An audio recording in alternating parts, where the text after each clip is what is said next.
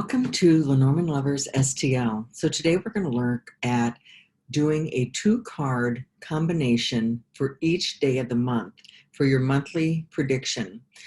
And I'm using June 2020 because we're smack dab in the middle of it. So let me share my screen.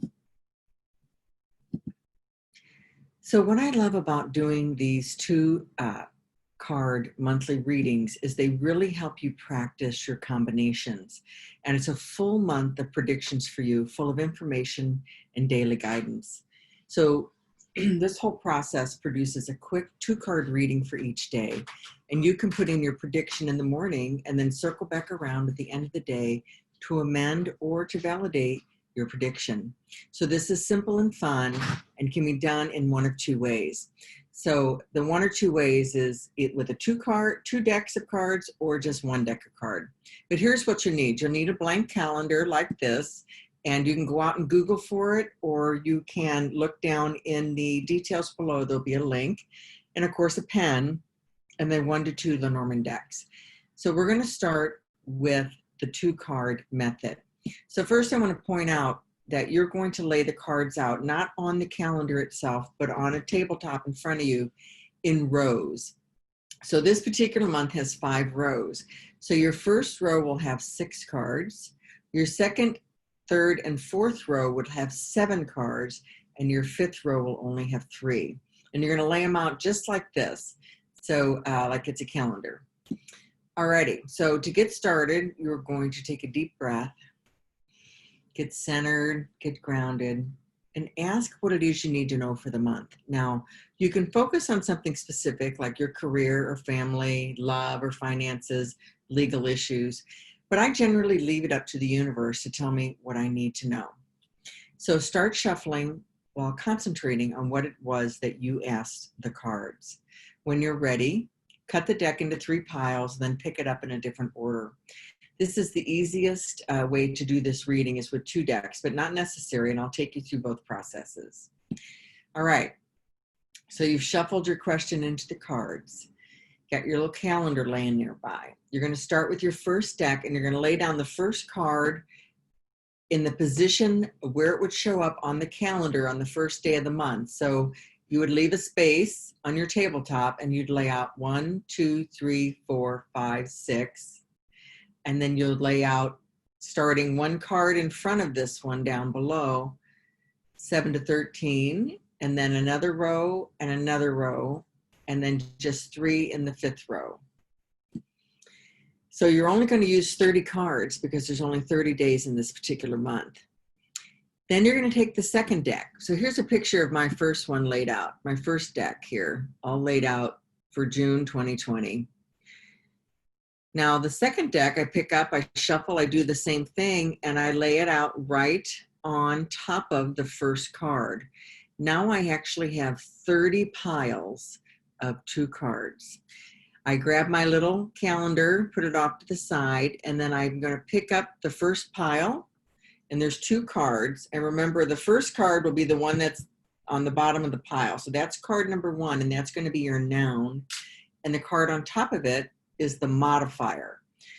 All right, so we'll go into reading the cards. Okay, so card number 1 for this particular reading was the writer, which for me is a messenger or a message itself, and that's my noun. And card number 2 was the moon, which is emotion or psychic, or could even be evening. And this modifies the noun. So this could be a psychic message. It could be an emotional messenger.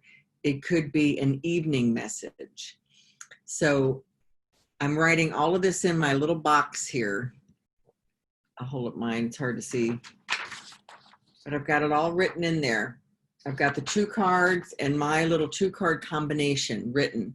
And I do that for all 30 days. I like to do the predictions in one sitting. Now, what I like most about this 2-card method is when you're newer at reading 2-card combinations, you can hold both cards in your hand and have that visual. But when you get further down the road, I'll show you, do the 1-card combination. So now we're going on to the second card. So that was a stars, which was wishes and dreams, and that's my noun. And then the woman, which could be yourself, a significant woman in your life, or this can also be gender neutral. And this card modifies the noun. So we have the woman's dreams or a person's dreams, somebody who's significant to you. Could be you, your dreams. Now, I want you to pay extra special attention is when you're doing the cards.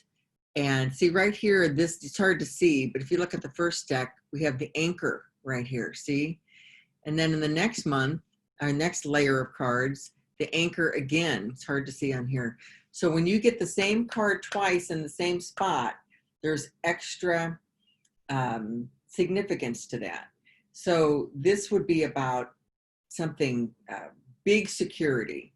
It could be finding your safe harbor, which is what that anchor means. You drop anchor in a safe harbor and feeling very secure.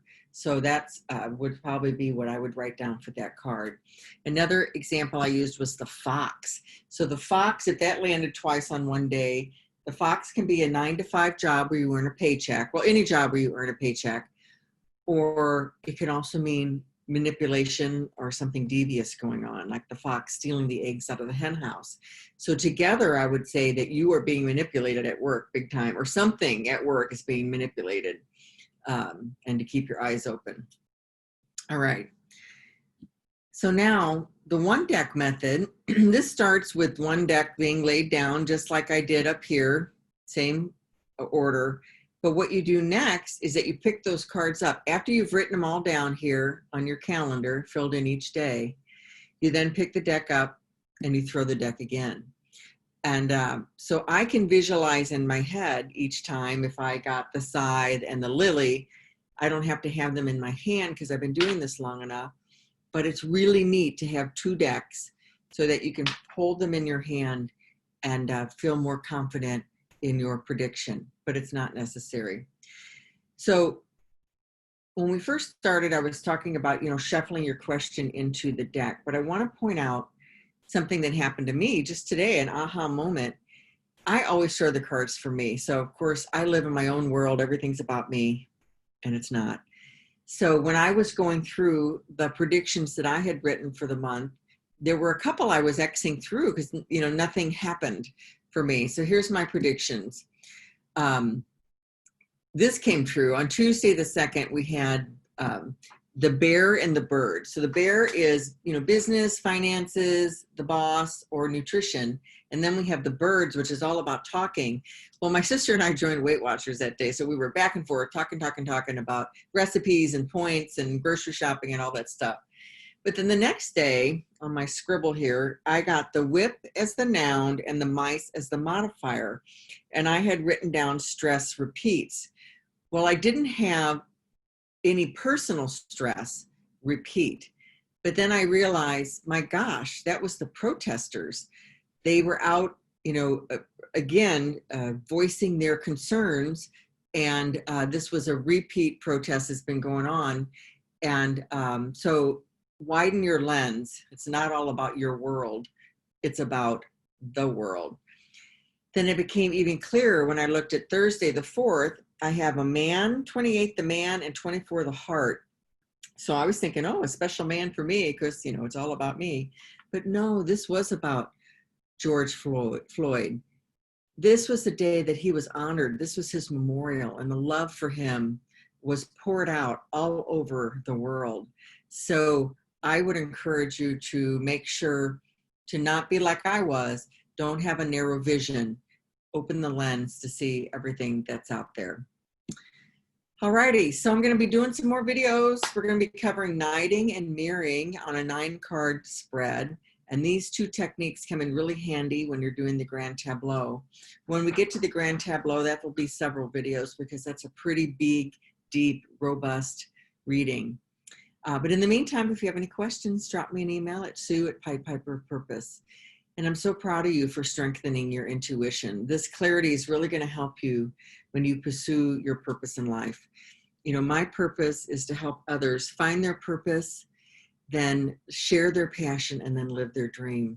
So thanks so much. Until next time, have a great weekend.